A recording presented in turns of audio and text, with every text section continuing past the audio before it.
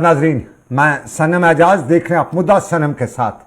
हम लगातार कोशिश हमारी रहती है कि जम्मू कश्मीर से लेकर मुल्क दुनिया जहां में कोई बड़ा मुद्दा है उस मुद्दे को हम आपके सामने रखें, आपको बाखबर रखें, मसाइल को परखने की कोशिश करें और उन मसाइल का अगर हल निकल सकता है मुख्तलिफ जमातों के जो लीडरान हैं उनका रद्दमल सामने रखें और उन मसाइल को हल करने की कोशिश करते हैं।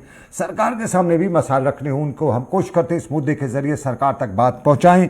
और हमारी इस कोशिश में हम कितना कामयाब होते हैं, कितना नाकाम होते हैं, ये आप ही जानते हैं, आप ही हमें बता सकते हैं। और आप बताने के लिए हमारे सोशल मीडिया के प्लेटफॉर्म्स का इस्तेमाल करते हुए हमें अपने फीडबैक से ज़रूर बाखबर कर सकते हैं। लेकिन आज का मुद्दा हमने जम्मू कश्मीर का बराह रास्त या यूँ कहें हस्बे रिवायत ही रखा है, क्योंकि मुद्दा जम्मू कश्मीर का और मुद्दा जम्मू कश्मीर में 2014-15 में जम्मू कश्मीर में इंतखाबात हुए। उसके बाद एक सरकार बनी, उससे गठजोड़ सरकार कहा गया। उस सरकार को कहा गया कि दरिया के दो किनारे मिले हैं और एक तारीख बदली थी जब जम्मू कश्मीर में जम्मू की प्रो मुस्लिम पार्टी, कश्मीर की प्रो मुस्लिम पार्टी, जम्मू की प्रो हिंदू पार्टी जिस पे इल्ज़ाम था, यानी कश्मीर की पीडीपी, जम्मू की बीजेपी, ये दो पार्टियों का गठजोड़ हुआ और ये गठजोड़ करने का सहरा मुफ्ती मोहम्मद सईद के सर जाता है। लगभग 4 साल तक ये गठजोड़ चलता रहा। इस दौरान कुछ उतार चढ़ाव देखने को मिले, कुछ सरेंडर की बातें हुई, कहीं पीडीपी ने सरेंडर किया तो कहीं नेशनल बीजेपी ने सरेंडर किया और सरकार को आगे चलाने में किसी हद तक कामयाब भी हुए और एक अच्छी खासी सरकार भी दे पाए। लेकिन फिर 2017-18 का साल और उस 2017-18 के साल के बीच में कश्मीर के हालात, तनाव और तनाव का बाद अचानक जम्मू कश्मीर में सब कुछ चल रहा था कि दिल्ली में बीजेपी के लीडर बैठ के यही बताने लगे कि हम आगे नहीं बढ़ सकते हैं और यूं तब सरकार गिरी और सरकार गिरने के बाद आज की तारीख तक सरकार का दूर दूर तक कोई पता नहीं है। पहले जम्मू कश्मीर एक स्टेट थी, 5 अगस्त 2019 को ये स्टेट यूटी में बनी। पहले यहाँ पे गवर्नर हुआ करते थे, 5 अगस्त 2019 के बाद रिऑर्गनाइजेशन हुआ तो यहाँ पे लेफ्टिनेंट गवर्नर बना और उस लेफ्टिनेंट गवर्नर बनने के बाद अब तक जम्मू कश्मीर में इंतज़ामिया वाइट कॉलर ब्यूरोक्रेसी ही जम्मू कश्मीर की सरकार या जम्मू कश्मीर के मामलात को देखती है और इन मामलात को देखने के दौरान कई तरह के इल्ज़ामात भी लगते रहे हैं। कहीं बताया जाता है कि जो सरकार और आवाम के बीच में जो एक तालमेल होता है उसकी कमी है और उस कमी की सबसे बड़ी वजह यही बताई जा रही थी कि आवाम के अपने नुमाइंदे नहीं हैं, जिस वजह से सरकार तक या अरबाब इक़्तिदार तक लोगों तक की बात नहीं पहुंच सकती है। जम्मू कश्मीर की इंतज़ामिया भी शायद इससे बाखबर है और जम्मू कश्मीर की इंतज़ामिया भी इस मामलात को लेकर जहां कहीं मामलात को आगे ले जाने की कोशिश करते हुए पंचायती इंतखाबात भी करा चुकी है। लेकिन सबसे बड़ा मुद्दा है जम्मू कश्मीर के असम्बली इंतखाबात का, क्योंकि government state by the people for the people and the people, ये फार्मूला है। अवाम, सरकार और ये सब कुछ अवाम की ही होती है। लेकिन इस सारे के बीच में अपोजिशन की जमातों का जब सारा जो यूँ कहें दरियाई जहलम का पानी सर से ऊपर बहने लगा तो इंतखाबात के तरफ दूर दूर तक कोई भी इशारा जब ना मिलने लगा तो बेलाखिर दिल्ली इस कश्मीर में ऑल पार्टीज़ मीटिंग हवाले से फैसला लिया गया और ऑल पार्टीज़ मीटिंग जम्मू में बुलाई गई। उस ऑल पार्टीज़ मीटिंग में फैसला हुआ कि ऑल पार्टीज़ डेलीगेशन दिल्ली जाएगा और दिल्ली में जाके सरकार के गलियारों तक आवाज़ पहुँचाएगा कि क्यों भाई, क्यों हो रहा है ऐसा, तो क्यों भाई क्यों हो रहा है ऐसा। यही लेके जब कल ऑल पार्टी डेलीगेशन दिल्ली में पहुंचा तो दिल्ली के कॉन्स्टिट्यूशन हॉल में सबसे बड़ी पहल जम्मू कश्मीर के लीडरान को या सबसे बड़ी कामयाबी जम्मू कश्मीर के लीडरान को उस वक्त मिली जब दिल्ली के अपोजिशन के बड़े लीडरान शरद यादव से लेकर लालू यादव सब की तरफ से उन्हें ग्रीन सिग्नल मिला और शरद यादव तो खुद भी इस इजलास में शरीक हुए और शरद यादव ने अपने हाथ से दस्तखत भी किए। लेकिन इस मीटिंग के में क्या कुछ हुआ वो सबके सामने तो नहीं आया, क्योंकि लीडरान जो बाहर निकले सब कुछ बताते नहीं हैं। लेकिन उसके बाद अगला पड़ाव अब जम्मू कश्मीर भी दोबारा होगा। लेकिन क्या दिल्ली से लेकर जम्मू कश्मीर की सियासत में इंतखाबात वाहिद हल है और क्या इंतखाबात के हवाले से कोई बड़ा मुद्दा व मकसद निकल सकता है दिल्ली की इस मीटिंग का? यही हमारा आज का मुद्दा और आज के मुद्दे में मेरे साथ बीजेपी के तर्जमान ताहिर चौधरी साहब ज्वाइन करेंगे। बहुत बहुत शुक्रिया ताहिर चौधरी ज्वाइन करने के लिए। पीडीपी के तर्जमान नेशनल लीडर जो हैं पीडीपी के इकबाल तरंबू साहब मुझे ज्वाइन कर चुके हैं। बहुत बहुत शुक्रिया इकबाल साहब, अस्सलाम वालेकुम। और ताहिर चौधरी के साथ साथ आपको भी अस्सलाम वालेकुम। ताहिर साहब रिफात जहान नेशनल कॉन्फ्रेंस की तर्जमान है, वो भी मुझे ज्वाइन करेंगे। अस्सलाम वालेकुम तीनों को। ताहिर चौधरी साहब, सबसे पहले मेरा आपसे ही सवाल, ऑल पार्टीज में डेलीगेशन दिल्ली पहुंचा, आपको तो बुलाया तक नहीं, आपको याद न जम्मू में किया न दिल्ली ले जाते हुए याद किया। अब क्या उम्मीद है जब बीजेपी को इंतखाबात के हवाले से कोई सिग्नल आपको भी मिला या नहीं? देखिए सनम जी, जहां तक इलेक्शन की बात आती है, इलेक्शन की बात की जो भी जम्मू कश्मीर में पॉलिटिकल पार्टियां इंतजार कर रही है उसमें भारतीय जनता पार्टी भी है। हम लोग भी इलेक्शन चाहते हैं कि जल्द से जल्द हो और अवाम की चुनी हुई सरकार है, ऐसी कोई बात नहीं है। लेकिन इसका जब भी फैसला लेगा इलेक्शन कमीशन ऑफ इंडिया लेगा, और जो भी फैसला जब लिया जाता है तो उसके इलेक्शन के डेट्स भी अनाउंस होंगे। मुझे लगता है कि उसके ऊपर प्रोसेस चल भी रहा है, डिलिमिटेशन हो चुका है, बहुत सारी चीजें हो चुकी हैं, फॉर्मेलिटीज। अब एक इलेक्शन का अनाउंसमेंट होना बाकी है। जैसे वो होता है तो इलेक्शन स्टार्ट हो जाएंगे जम्मू कश्मीर के। डिलिमिटेशन का प्रोसेस हो चुका है, इलेक्शन की तारीखों के ऐलान का इंतजार है। कल जो ऑल पार्टीज मीटिंग हुई, आपको ना बुलाए जाने का अफसोस है कि ऑल पार्टीज मीटिंग में ना बुलाया गया और दिल्ली में ऑल पार्टी डेलीगेशन गया, उसमें जम्मू कश्मीर की बीजेपी को रिप्रेजेंटेशन नहीं मिली? अफसोस तो नहीं है बीजेपी को, हमें क्यों अलग थलग रखा गया? नहीं नहीं नहीं, देखिए हमें कोई अफसोस नहीं है इस चीज का। रीजनल पार्टीज का जहां तक बात आती है, पीडीपी, कांग्रेस, बाकी जो उनके अलायंस हैं, ये सभी लोग एक साथ होके इस चीज का इशू उठा रहे हैं। अच्छी बात है। हिंदुस्तान में इस चीज की हर किसी को परमिशन है, डेमोक्रेसी है यहाँ पे, और उठानी भी चाहिए। वो अपना काम कर रहे हैं, उन्हें अपना काम करने दीजिए। जहां तक भारतीय जनता पार्टी की बात आती है, हम भी अपने ग्राउंड पे काम कर रहे हैं 24/7, ऐसी कोई बात नहीं। हमें कोई अफसोस नहीं है कि हमें बुलाया जाए ना बुलाया जाए। तो हम कह सकते हैं ना, वन वर्सेस ऑल, आपकी पार्टी अब अकेली शायद कहीं जम्मू कश्मीर में न रह गई हो, क्योंकि सारी अपोजिशनरी जमातें एकजुट हो गई है, और ये एकजुट जो होना उनका कहीं आने वाले चुनाव में आपके लिए बड़ी चुनौती तो न बन जाए? नहीं नहीं नहीं सनम जी, कोई चुनौती की प्रॉब्लम नहीं है। हम लोग जिस तरह से काम कर रहे हैं, हमारी ऑर्गेनाइजेशन जैसे काम करती है, और जैसे हमारे कार्यकर्ता ग्राउंड जीरो पे काम करते हैं, मुझे नहीं लगता कि कोई भी पॉलिटिकल पार्टी का कार्यकर्ता इस तरह से काम करता होगा। और काम करने का हमारा तरीका आवाम के बीच में रहने, अंदर जाके हम काम करते हैं, और ग्राउंड जीरो पे हमारे कार्यकर्ता काम करते हैं। इस टाइम पे भी मैं यहाँ पे आपके प्रोग्राम पे लाइव हूँ, और पूरे जम्मू के हर डिस्ट्रिक्ट में, हर मोहल्ले में, हर मंडल लेवल पे हमारे कार्यकर्ता की मीटिंग चल रही होती है, काम चल रहा होता है। भारतीय जनता पार्टी का जो काम करने का सिस्टम है, काम करने का तरीका है, उस तरह से हम लोग काम करते हैं। और मुझे लगता है इस चीज को जम्मू कश्मीर का आवाम और पूरे हिंदुस्तान का जो आवाम है, 135 करोड़ जनता, वो भी आज के टाइम पे जानती है कि वाकई कोई पॉलिटिकल पार्टी है जो इस तरह से काम करती है, वो भारतीय जनता पार्टी। इकबाल तंबू साहब, जरा मैं आपसे जानूंगा, बीजेपी तो इन चुनावों की तैयारी कर रही है, ये लोग कह रहे हैं तैयारी करिए, आपको इन्होंने बिजी तो नहीं रखा दिल्ली की मीटिंग के साथ, बड़े बड़े मामला के साथ, और जब चुनाव होंगे लास्ट स्टेज पे आपको पता भी नहीं चलेगा? सनम साहब, नहीं, हम भी एज ए पॉलिटिकल पार्टी जो काम ऑन ग्राउंड करना है वो हम भी कर रहे हैं। लेकिन मेरी ऑब्जर्वेशन ये है कि इलेक्शन कमीशन से मीटिंग हुई, और इलेक्शन कमीशन को तो कोई रीजन है नहीं कि इलेक्शन ना कराए, मगर कहीं ना कहीं हमें लगता है कि जो स्टेट बीजेपी यूनिट है, इनको साइडलाइन किया जा रहा है, क्योंकि जो सेंट्रल लीडरशिप है बीजेपी की, उनका लगता है एक खास एजेंडा है, जिसकी वजह से वो इलेक्शंस को ऑन वन प्रिटेक्स्ट और द अदर डिले कर रहे हैं। कभी डिलिमिटेशन की वजह से, कभी सिक्योरिटी सिचुएशन की वजह से, कभी हालात की वजह से, क्योंकि हम देख रहे हैं मुसलसल कितनी चेंजेस आ रही है, एडमिनिस्ट्रेटिव ऑर्डर्स ऐसे निकल रहे हैं जो एथिकली जो है पब्लिक की चुनी हुई सरकार का हक है। आपने देखा डिमोलिशन, आपने देखा प्रॉपर्टी टैक्स, आपने देखा स्टेट लैंड, ये जो सारे इश्यूज है ये कनेक्टेड है विद कॉमन पीपल। और कॉमन पीपल आपने देखा कि आप आहिस्ता आहिस्ता हमारी यूटी जो है एक अनरेस्ट की तरफ जा रही है। लोग एहतिजाज कर रहे हैं मुसलसल जम्मू में, कश्मीर में, इनकी इन पॉलिसीज की वजह से। तो ये जो है इतना देर इसलिए लगा रहे हैं, ये कुछ अकम्प्लिश करना चाहते हैं, और हम भी इतने मजबूर नहीं है इलेक्शंस के लिए, मगर लोगों के इस अताब और इस अजाब को देखकर हम चाहते हैं कि नहीं, लोगों को नजात मिले इस अजाब से, जिस अजाब में लोग इस वक्त हैं। आप देखिए लोग सड़कों पे, रिक्रूटमेंट की हालत देखिए, एग्जाम्स की हालत देखिए, स्टेट लैंड की हालत देखिए, टैक्सेस की हालत देखिए, बिजली की हालत देखिए। एक जम्मू कश्मीर के शहरी की जिंदगी ही इन्होंने तबाह कर दी है, और इसका वाहिद हल यही है कि यहाँ पब्लिक की चुनी हुई सरकार आ जाए। हाँ, इसमें जो मुझे लगता है कि बीजेपी इज स्टेट यूनिट तो कॉर्नर हो ही गया है, ये करे तो करे क्या? लोग मुखालिफ पॉलिसियां सेंट्रल लीडरशिप से आ रही हैं, इनको पब्लिक फेस करने में भी अब डिफिकल्टी हो रही है। मैं इफरा जान के पास जाना चाहूंगा। त्रंबू साहब, इफरा जी, बहुत शुक्रिया आपने से। आप जानना चाहेंगे क्या नेशनल कॉन्फ्रेंस अब है तैयार चुनाव के लिए, या बेकरार है चुनाव के लिए? क्योंकि जिस तरह से त्रंबू साहब बता रहे हैं कि जो कश्मीर की सिचुएशन है, उस सिचुएशन में पब्लिक जो चाहती है वो इलेक्शन हो, इंतखाबात को अपने नुमाइंदे हो।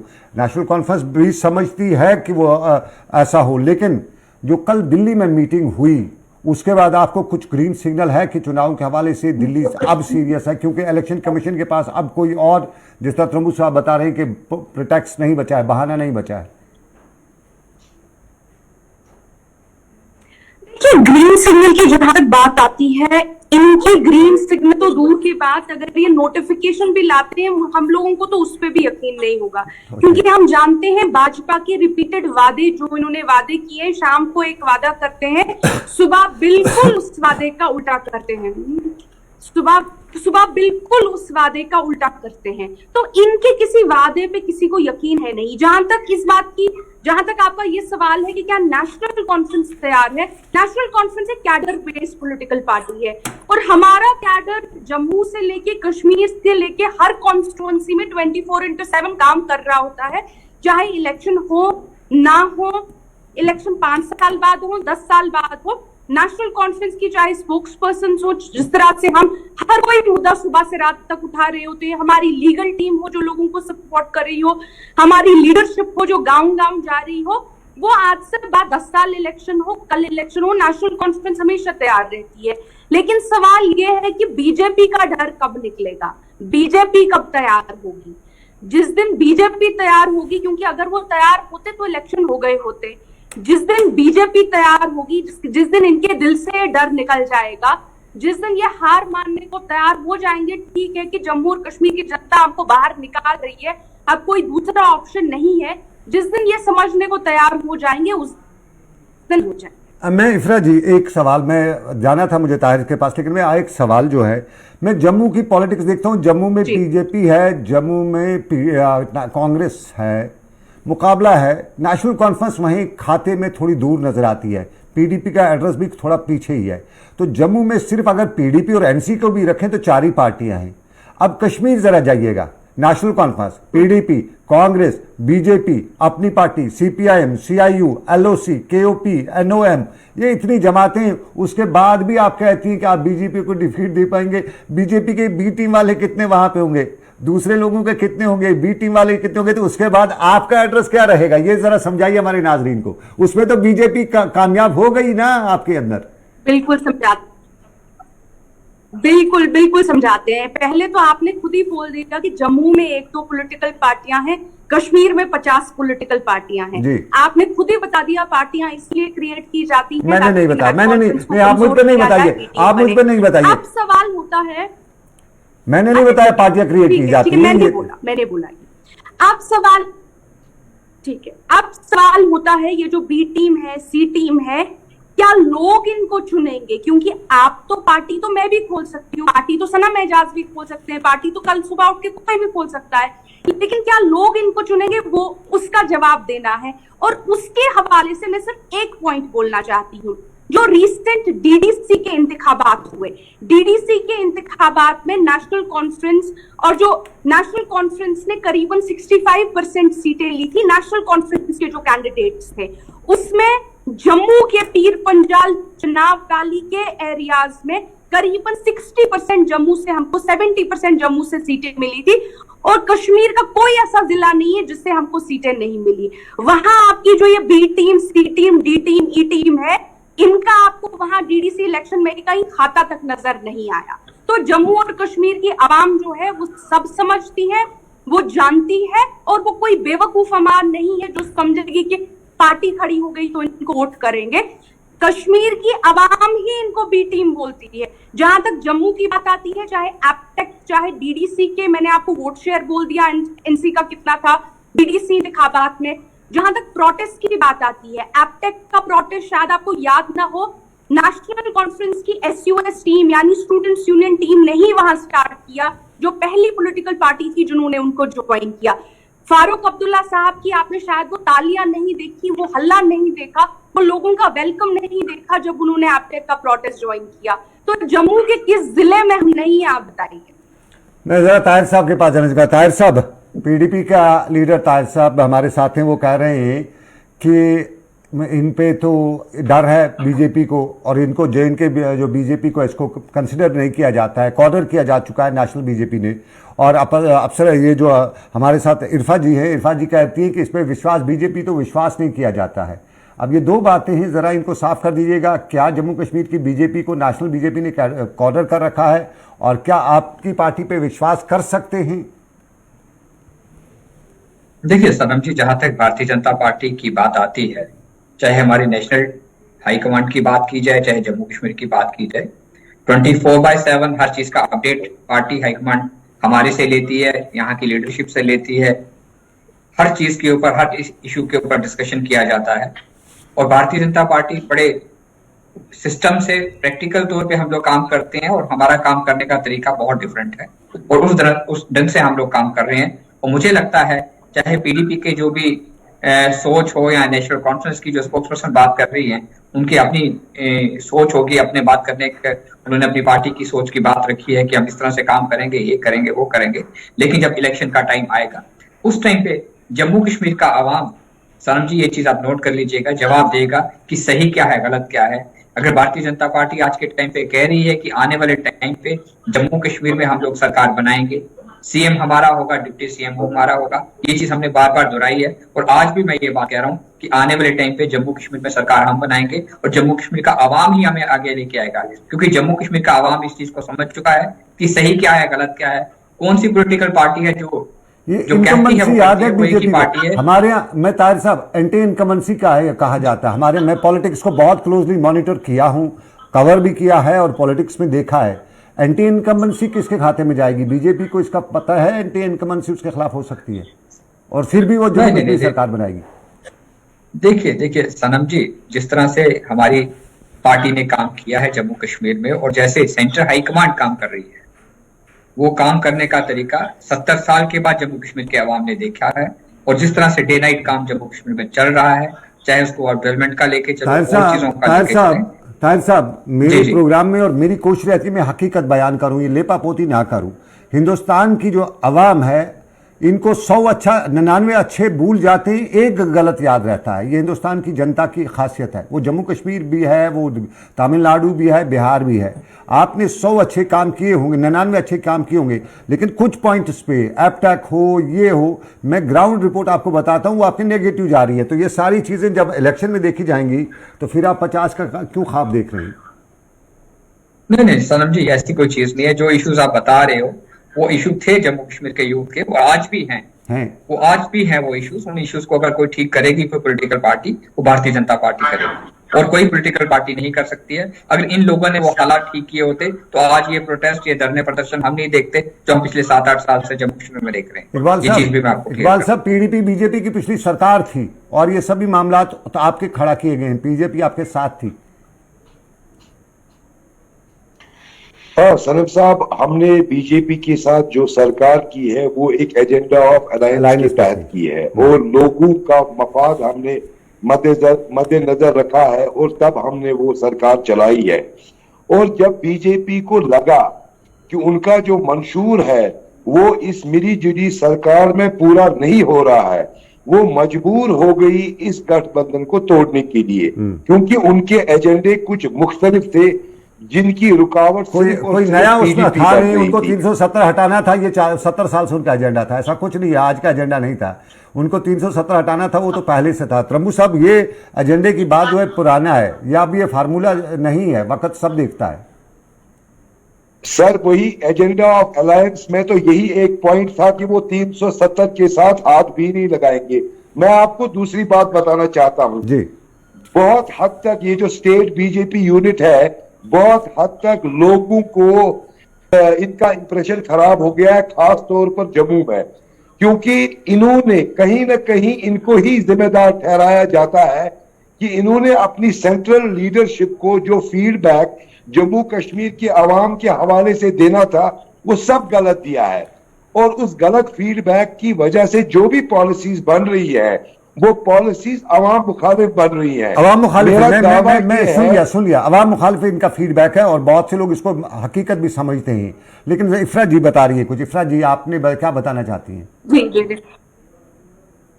देखिए, मेरे जो अजीज हैं इकबाल कपूर साहब, मैं उनकी बात से स्लाइटली डिसएग्री करना चाहती हूँ। जो बार बार कहते हैं कि स्टेट बीजेपी यूनिट को उनको साइडलाइन किया गया है, ऐसे किया गया है, ये एक इंप्रेशन स्टेट बीजेपी यूनिट दे रही है। रियलिटी ये है कि स्टेट बीजेपी यूनिट जो है वो बीजेपी का इंट्रिंसिक पार्ट है। अगर कहीं पे अगर स्टेट बीजेपी यूनिट होती, अगर उन्होंने एपटेक के खिलाफ प्रोटेस्ट ज्वाइन किया होता, अगर उन्होंने प्रॉपर्टी टैक्स के खिलाफ प्रोटेस्ट ज्वाइन किया होता, अगर उन्होंने बुलडोजर्स के खिलाफ प्रोटेस्ट ज्वाइन किया होता, तो हम मानते कि ये जो अलग अलग कह रहे हैं कि हम अलग है, भाजपा अलग है, ये सच है। लेकिन बीजेपी की जो स्टेट यूनिट है, अनलाइक लद्दाख, उन्होंने हर वक्त बीजेपी गवर्नमेंट का जो यहाँ पे है उसका साथ दिया है। उनको बहुत अच्छे से अकोमोडेट किया गया है, चाहे सरकारी अकोमोडेशंस हो, चाहे Z+ सिक्योरिटी हो, चाहे बड़ी बड़ी नौकरियां हो, चाहे बड़े बड़े बोर्ड्स में VCs की पोजीशंस हो। तो ऐसा जो ये खाने वक्त जब खाने की बात होती है तो उस वक्त ये दोनों एक होते हैं। लेकिन जब इनको लगता है कि अच्छा सेंटर की सरकार पे और LG की सरकार पे सवाल उठ रहे हैं, अब हम पे भी हमको जवाब ना देना पड़े, जवाब देते वक्त ये हाथ खड़े कर देते हैं और कहते हैं हम तो भाई सेपरेट यूनिट है। नहीं, आप सेपरेट नहीं है। जब ताहिर साहब जवाब दीजिए। ताहिर साहब हाथ खड़ा है आपके। जब ताहिर साहब जब सरकार अच्छा करे तो हम आपके साथ हैं, जब सरकार की कोई प्रॉब्लम हो जाए तो आप कहते हैं हम साथ नहीं, हाथ हम सरेंडर है, हम बाहर है। क्या ऐसा चलेगा? ऐसा चलेगा? नहीं, ये इफ्रा जी की अपनी सोच हो सकती है भारतीय जनता पार्टी को लेके, लेकिन भारतीय जनता पार्टी ने कभी भी ऐसा नहीं किया कि जब अच्छा हो रहा था। रविंद्र रैना जी, आपके स्टेट प्रेसिडेंट का वीडियो सोशल मीडिया पे है, मेरे पास भी है, जिसमें कहते हैं मैं बेबस हूं। जब देखिए नहीं सना मिजाज जी, रविंद्र रैना साहब जैसे लीडर बहुत कम होते हैं, उनका काम करने का तरीका अलग है, बड़े सीधे साधे से मैं कहता हूँ संत टाइप के इंसान है वो, और वो बड़े इमोशनल भी हैं। जब उनको लगता है कि जम्मू कश्मीर के अवाम के ऊपर कोई एक्स्ट्रा बोझ आ रहा है या कुछ ऐसी चीजें हो रही हैं तो वो इमोशनल भी हो जाते हैं, उनकी आंखों में आंसू भी आ जाते हैं, सबसे पहले अवाम के पास वो पहुंच जाते हैं। तो रविंद्र रैना साहब जैसे सियासतदान बहुत कम होते हैं, और उनका सियासत करने का तरीका अवाम के बीच, देखिए जम्मू में जब मैं याद दिलाऊं, कड़ाका लफ्ज है रविंद्र रैना का, कड़ाका लफ्ज है। मेरी कौम के साथ उन्होंने कड़ाके का लफ्ज इस्तेमाल किया था। पहाड़ी को जब ST ट्राइब की बात हुई थी, वो कड़ाका अभी तक नहीं निकला है। रविंद्र रैना की आप क्या कहती है बीजेपी, हम कड़ाका करेंगे? नहीं, देखिए मैंने कहा ना, रविंद्र रैना जी बड़े संत टाइप के इंसान है, वो बहुत इमोशनल बंदे हैं। चाहे वो ST की बात आती है, पहाड़ी की बात आती है, कश्मीर की कम्युनिटीज की बात आती है, जम्मू की आती है, वो सबके साथ रहते हैं। कहीं पे भी दुख दर्द होता है तो अगर कोई पॉलिटिकल पार्टी का लीडर सबसे पहले वहां अवाम के बीच में पहुंचता है तो वो रविंद्र रैना साहब है। इस टाइम पे भी उनको कहीं ना कहीं अवाम ने घेर के रखा होगा, तो उनकी सियासत, उनकी सोच बड़ी अलग सी है। वो जिस तरह से वो काम कर रहे हैं, वक्त का मुझे लगता है कि मुझे इफ्रा जी और उससे पहले इकबाल साहब के पास जाना। इकबाल साहब जरा मुख्तसरन बताइएगा क्या कुछ कहना चाहते हैं आप? मुख्तसरन सनम साहब, मेरा ये है, मैंने जो अपनी राय रखी थी कि चूंकि स्टेट बीजेपी के जो लीडर्स है वो आफ्टर ऑल जम्मू कश्मीर से ही है, तो मुझे एक ख्याल ये है कि उनको अपने लोगों का दर्द होगा, तो कहीं मुझे लगा वो बेबस है।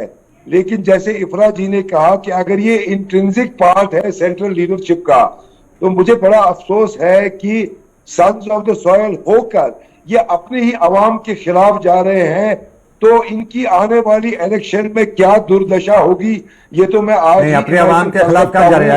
ऐसा तो नहीं, अवाम के हित में इतना काम कर रहे हैं, बहुत ज्यादा डेवलपमेंट भी इनके। एक चीज कुछ माननी पड़ेगी, देखिए इकबाल साहब, हमें कुछ चीजों को करना चाहिएगा। अगर जो पॉलिटिकल गवर्नमेंट्स 100 साल में नहीं कर सकी, कम से कम उसके 10%, 4-5% डेवलपमेंट के लेवल पे इस गवर्नमेंट ने किया है, ये हमें मानना पड़ेगा। आप भी सर इनके प्रोपेगेंडा का शिकार हो गए हैं। इतनी बदतरीन हालत जम्मू कश्मीर की कुछ पिछले 70 सालों में कुछ इश्यूज पे हुई होगी, कुछ इश्यूज पे हुई है, होगी नहीं, कुछ इश्यूज पे हुई है, लेकिन कुछ इश्यूज पे अच्छा भी हुआ है ना। हम सिर्फ इनकार ही नहीं करें ना, कुछ हुआ भी है। नहीं, मुझे आप एक इश्यू बताइए जहां अच्छा हुआ है, आप एक इश्यू बताइए जहां अच्छा हुआ है। अगर डिमोलिशिंग ड्राइव में थोड़ा सा ये एक पॉइंट गलती नहीं कर जाते तो इस जैसा हिस्टोरिकल फैसला कोई नहीं होता।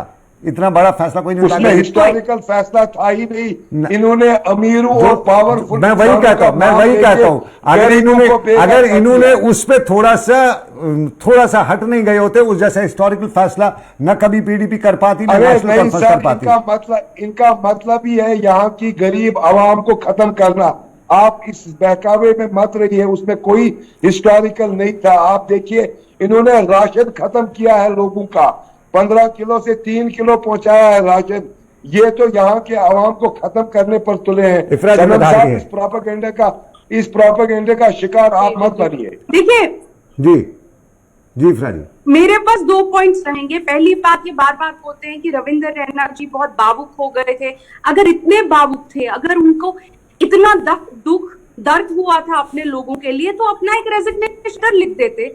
आपको जेड सिक्योरिटी चाहिए, आपको बड़े बड़े एमएलए की पोजीशन चाहिए, आपको एमएलए सीट चाहिए, मैंडेट चाहिए, उसके लिए आप बीजेपी के साथ है और साथ रहेंगे।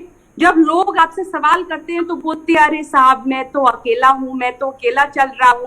ये पॉलिटिकल पार्टीज में ऐसा कोई पोजीशन नहीं होता। नहीं, पॉलिटिक्स अगर आपको अपनी पॉलिटिकल पार्टी से कोई इख्तिलाफ है, सच में इख्तिलाफ है, तो रेजिग्नेशन सेंड कर दीजिए। नहीं मैं जम्मू कश्मीर की पॉलिटिक्स से अच्छी तरह से वाकिफ हूं। मैं भी एज ए पॉलिटिकल पार्टी जी, मैं इफराज जी जम्मू कश्मीर की पॉलिटिकल पार्टी से जहां तक बात आती है, यहाँ आपने कोई कहा पंच कि भी अपनी historical कुर्सी नहीं छोड़ने decisions- वाला है, तो स्टेट लीडरशिप की तो बात नहीं, historical स्टेट प्रेसिडेंट की बात ही नहीं है कि decisions वो इस मुद्दे को लेकर। लेकिन लास्ट पे मैं एक कमेंट, ताहिर साहब जितने भी अब तक के सरकार के फैसले हैं, हम कह सकते थे वो हिस्टोरिकल होते, लेकिन कुछ उसमें मामला ऐसे हुए कि वो आपको बैकफायर कर गए। जिस तरह ये बता रहे हैं त्रंबू साहब कि अब राशन भी आपने बंद कर दिया। लास्ट पे कमिट, ये सारे फैसले एक्सेप्ट करती है जो अब तक के फैसले ये बीजेपी एक्सेप्ट करती है कि हमने किए?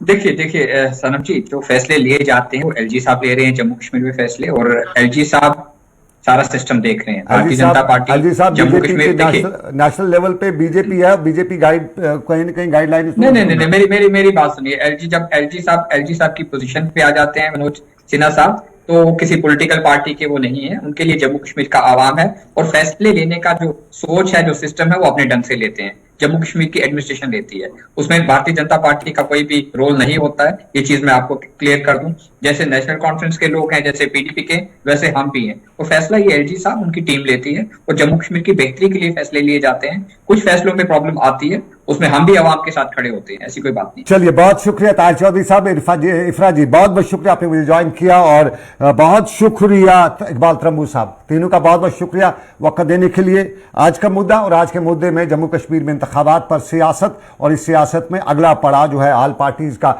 वो जम्मू कश्मीर में फिर हो रहा है। देश के बड़े लीडर, बड़े नेता एक बार फिर जम्मू कश्मीर आ रहे हैं।